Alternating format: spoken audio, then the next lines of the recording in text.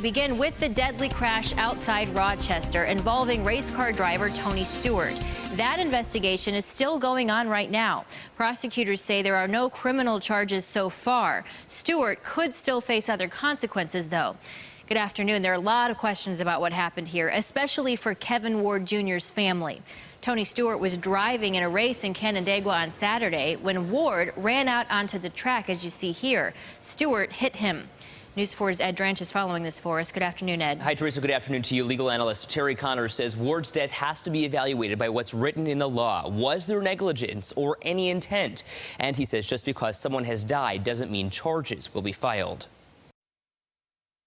As the NASCAR community mourns the loss of 20-year-old Kevin Ward Jr., the question becomes, could Tony Stewart be held criminally responsible for the driver's death? Very difficult case to prosecute. Highly unlikely there will be any criminal prosecution at all. News 4 legal analyst Terry Connors says many aspects of the crash will be reviewed, including any history between the two or risks either man would have been able to anticipate before the accident. Listen, it's a dark track, dimly lit. A man in a dark suit walks out in the middle of track. How could you foresee that? How could that be even negligence, let alone criminal negligence or recklessness?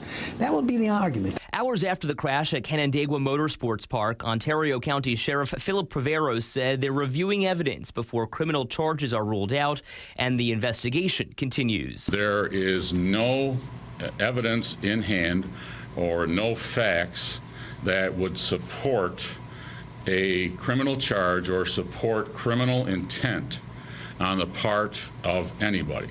You don't often find officers coming out and being that honest and candid at this stage of the proceeding. So I thought that was interesting. Connor says Ward's family could go after Stewart in a civil lawsuit looking for money, but he says that would be a hard fight to win. Keep in mind, in a civil case, they'll compare the conduct of the individual that stepped out on the track to see if he was comparatively negligent, which would drop and reduce any award to him.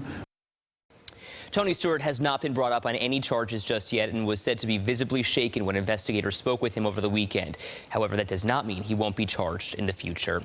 Reporting live this afternoon, Ed Dranch, News 4 at noon.